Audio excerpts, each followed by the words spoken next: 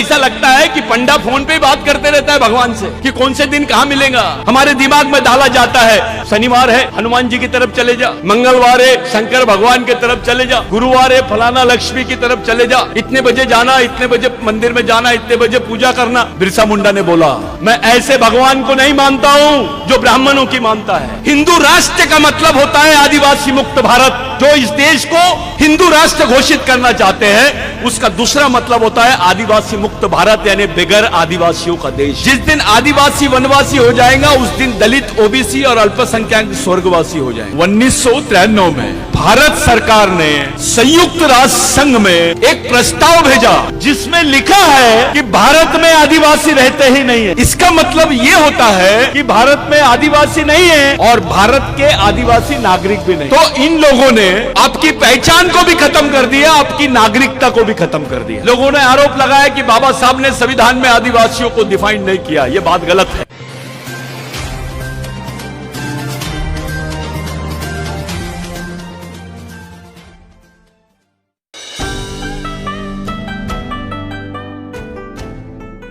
इस देश में एक अलग माहौल बनाया जा रहा है। जिसका यह देश है उस देश का 7/12 ही बदल रहे हैं लोग। उस देश का मालिक आदिवासी है यह बात को मानने से इनकार कर रहे हैं, लेकिन दूसरी तरफ एक रणनीति और अपना रहे हैं, आदिवासियों को वनवासी बोल रहे हैं। यह बहुत बड़ा मुद्दा है। जिस दिन आदिवासी वनवासी हो जाएगा उस दिन दलित, ओबीसी और अल्पसंख्यक स्वर्गवासी हो जाएगा। ये कर तो रहे आदिवासियों के साथ, लेकिन इनका टारगेट दलित भी है, ओबीसी भी है, अल्पसंख्यक भी है। पहले आदिवासी मरेगा लेकिन बाकी सब लोग वेटिंग लिस्ट में रहेंगे। धीरे धीरे मरेंगे लेकिन मरेंगे सब। यह बात पहली है। दूसरी बात यह है कि पूरे देश में जितने आदिवासी सांसद थे, जितने दलित सांसद थे, जितने ओबीसी के सांसद थे, किसी को नहीं लगा कि यह मुद्दा पार्लियामेंट में उठाना चाहिए करके।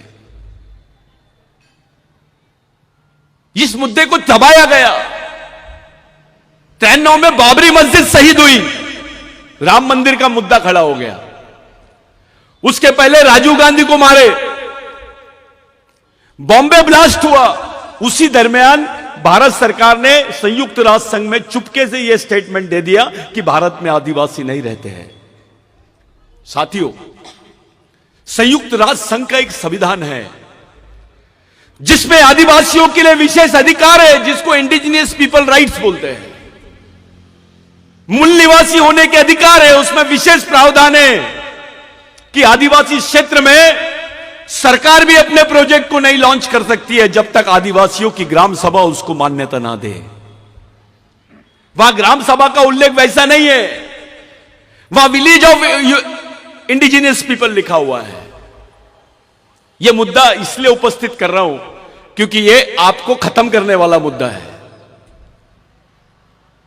यह इतिहास हो जाएगा कि यहां के राजा थे, हमारे पहले अहिरी के राजा थे, नागपुर के राजा थे, आदिवासी राजा था, फलाना राजा था, यह बोलने के लिए रह जाएगा। क्योंकि अब जो तुम्हारा बच्चा पैदा होगा वो आदिवासी नहीं रहेगा। ये पहले समझ लो। तुम जो सोच रहे हो, जो तुमको आज आरक्षण है, आप अनुसूचित जनजाति के करके नहीं है, आप आदिवासी हो करके है। आपको 5वीं अनुसूची के अधिकार मिले हैं, आपको जमीन पे प्रोटेक्शन मिला है, आप अनुसूचित जनजाति के हो करके नहीं, आप आदिवासी हो करके मिला है। डॉक्टर बाबा साहब अंबेडकर ने संविधान की जो डिबेट हुई, जयपाल मुंडा ने जब यह प्रश्न उठाया कि आदिवासियों को आदिवासी बोला जाए, तो बाबा साहब ने उसका इंटरप्रिटेशन किया कि आदिवासी, पूरे देश के आदिवासियों को एक जगह लाने के लिए अनुसूची बनाई गई है जिसको शेड्यूल बोला गया है। उसका हिंदी में अनुवाद गलत हुआ है कॉन्स्टिट्यूशन में। बाबा साहब ने बोला to consolidate, to make consolidate the tribes of India, all tribes of India. I am framing a schedule to define them who are Adivasis. इसलिए डॉक्टर बाबा साहब अंबेडकर ने उनको शेड्यूल ट्राइब बोला। लोगों ने आरोप लगाया कि बाबा साहब ने संविधान में आदिवासियों को डिफाइन नहीं किया। यह बात गलत है। बाबा साहब ने संविधान में प्रावधान रखने के पहले संविधान पूर्व बहस में, जिसको प्री कॉन्स्टिट्यूशन डिबेट बोलते हैं, उसमें बाबा साहब ने रखा, जिसको 2011, 2010, 11 में सुप्रीम कोर्ट ने कंफर्म किया कि आदिवासी ही देश के मूल मालिक है और वो प्रथम नागरिक है। साथियों, आदिवासियों के संबंध में सुप्रीम कोर्ट बोलने के बाद भी गवर्नमेंट नहीं मानती है। इस देश की व्यवस्था संवैधानिक व्यवस्था है। यहां संविधान बनाया बाबा साहब ने। सुप्रीम कोर्ट से बड़ा कोई कोर्ट नहीं है। कोई कोर्ट नहीं है भारत में। सुप्रीम कोर्ट के बोलने के बावजूद भारत सरकार यह मानने को तैयार नहीं है कि आदिवासी इस देश के मूल मालिक है। हमारे बैल सांसद जाते पार्लियामेंट में और चुपचाप बैठते हैं, कुछ नहीं बोल रहे हैं और चुपचाप काम करते हैं वनवासी करके। अबे तेरे अंदर का बाबूराव शर्माके का खून मर गया क्या? टंट्या भील का खून मर गया क्या? बिरसा मुंडा का खून मर गया क्या? गुंडा धुर का खून मर गया क्या? बाबा साहब का खून मर गया। क्या बात है रे भाई? तेरे साथ तेरी आने वाली पीढ़ी को भी खत्म करने का षड्यंत्र देख रहा है और तुम बंदर जैसे चुपचाप बैठ के देख रहे हो कि क्या चल रहा है देश में। ये इसलिए बोल रहे हैं कि भारत में आदिवासी नहीं रहते हैं। भाग्यश्री ताई, ये बहुत इंपॉर्टेंट बात बता रहा हूं, क्योंकि भारत विश्व में पहला देश है जिसने बोला है कि हमारे पास लैंड बैंक है। पैसे की बैंक नहीं, जमीन का बैंक है। और ये जमीन की बैंक किसकी है? ये किसकी जमीन के भरोसे बात कर रहे हैं? ये आदिवासियों की जमीन के भरोसे बात कर रहे हैं। कोई ताली वाली मत बजाओ। ये आपकी जमीन को बोल रहे हैं ये लैंड बैंक है।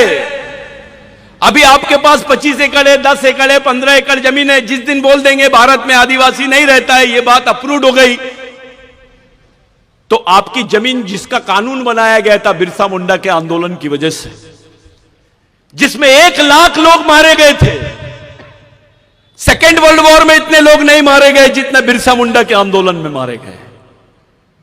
जमीन की लड़ाई थी वो। बाबूराव शर्माके की भी लड़ाई जमीन की थी।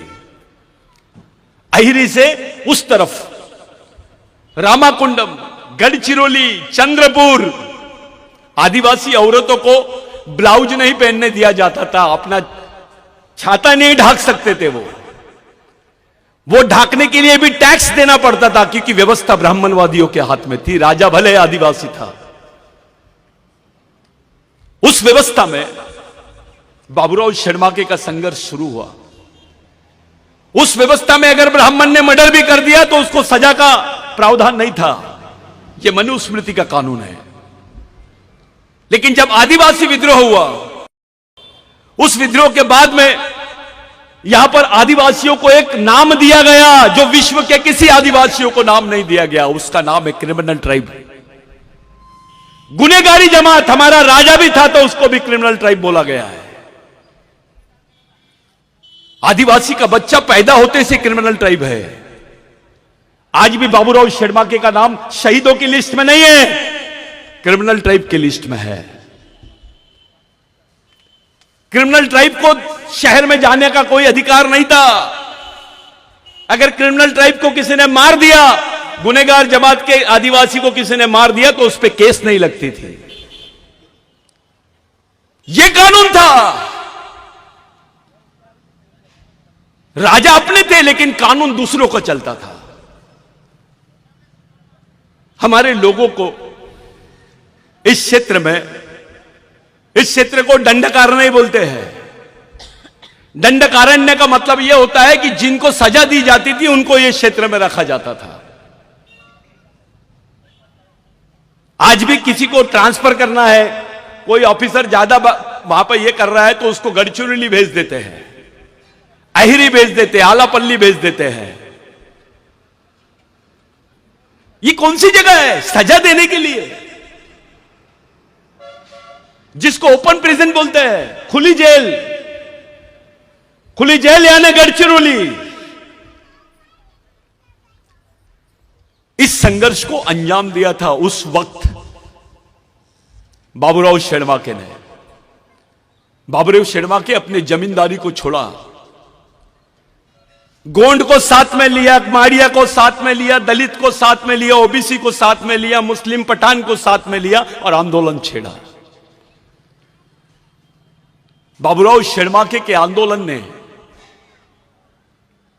ये जो पश्चिमी क्षेत्र है चंद्रपुर तक, वहां के दलित के पास, आदिवासी के पास, ओबीसी के पास, मुस्लिम के पास जो जमीन आई है वो बाबूराव शेड़माके के आंदोलन की वजह से आई है।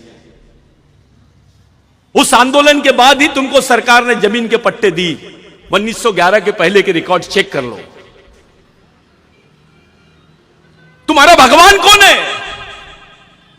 कौन से भगवान ने तुमको जमीन दिया? किनके आंदोलन की वजह से तुम्हारे हाथों में जमीन आई? उस वक्त तो आरक्षण नहीं था, उस वक्त कोई नौकरी के साधन नहीं थे, सिर्फ मजदूरी करते थे लोग। उसका साधन जिंदा रहने का यानी जमीन ही थी। वो जमीन भी हमारे पास से अब जाने वाली है। ये एमएलए भी रहेगा, मिनिस्टर भी रहेगा, क्लास 1 अधिकारी भी रहेगा, कलेक्टर भी रहेगा, तो उसका बच्चा आदिवासी नहीं रहेगा।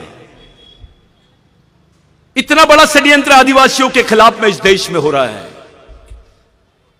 हिंदू राष्ट्र का मतलब होता है आदिवासी मुक्त भारत। जो इस देश को हिंदू राष्ट्र घोषित करना चाहते हैं, उसका दूसरा मतलब होता है आदिवासी मुक्त भारत, यानी बगैर आदिवासियों का देश। जब तक इस देश में आदिवासी है, इस देश का नाम कोई बदल नहीं सकता, क्योंकि उसका भूमालक आदिवासी है। ये आदिवासियों को ही हटाना चाहते हैं, इसमें कोई बचने वाला नहीं है। हमारे लोग कभी बोलते हैं ये एमएलए ने काम नहीं किया, वो एमएलए ने काम नहीं किया, वो देख नहीं रहा। ये तो छोटी बात है। ये देवेंद्र फडणवीस सरकार ने बोल दी कि 75,000 बोगस को नौकरी से नहीं निकालेंगे। 75,000 बोगस को नौकरी से नहीं निकालेंगे, ये स्टेटमेंट दिया तो हमारी आंख खुल गई। ये तो गलत बोल रहा है। तो पहला सवाल तो ये है, ये 75,000 बोगस आदिवासी कैसे बने? इनके पास सर्टिफिकेट किसने दिया? इसके बारे में कोई बात नहीं करता है।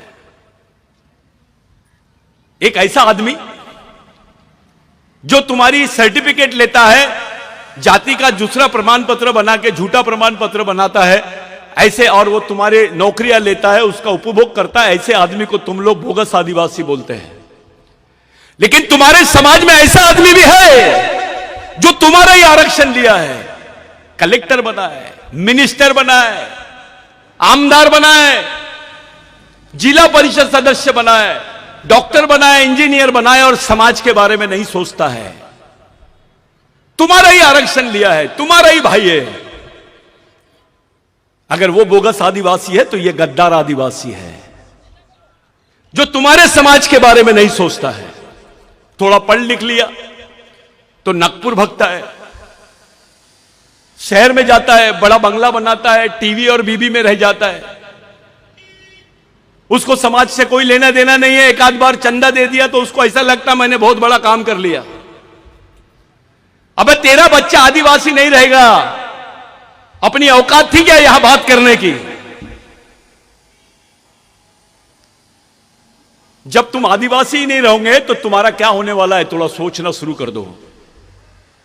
तुम्हारी पहचान खत्म, तुम्हारा अस्तित्व खत्म।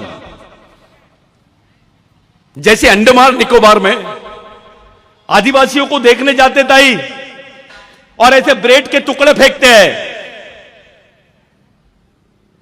वो बच्चे बिगर कपड़े पहने नंगे हमारे आदिवासी लोग आते हैं सामने, जैसे जानवर को रोटी देते हैं। उसको म्यूजियम बोलते हैं, आजाब घर बोलते हैं, कि बताते देखो ये ऐसे आदिवासी है। ये गढ़चिरौली में भी चल रहा है। गढ़चिरौली में आदिवासियों के नाम पर इंटरनेशनल फंड आता है। आदिवासी को मालूम ही नहीं कि उसके नाम पे कौन फायदा उठा रहा है। जितने आदिवासियों के संगठन गढ़चिरौली में नहीं है, उतने यहां पर एनजीओ है गैर आदिवासियों के। वो कमा रहे आदिवासी को दिखा दिखा के। मैं मुद्दे से हटके बात कर रहा हूं। 13 साल की आदिवासी लड़की अपने हाथ में बंदूक पकड़ दिए, टीवी पे दिखाता है कि यह नक्सली थी, यह लड़की को मारा गया है, यह इसकी उम्र 13 साल है। समाज का कोई आदमी उसके बारे में बात नहीं करता कि आखिर क्या बात है, यह 13 साल की लड़की ने अपने हाथ में बंदूक क्यों पकड़ी। कौन सा समाज है तुम्हारा? कौन है तुम्हारे समाज का चालक पालक और मालक? किसके इशारे पे चलते हैं आप? कौन सी व्यवस्था है तुम्हारे पास? यहां का बौद्ध भाई डॉक्टर बाबा साहब आंबेडकर का लिखा हुआ ग्रंथ अपने बच्चे के हाथ में देता है, जिसको बुद्ध और उसका धम्म बोलते हैं। उनका बुद्ध विहार चलता है, उनके स्कूल चलते हैं, भिक्खु काम करते हैं।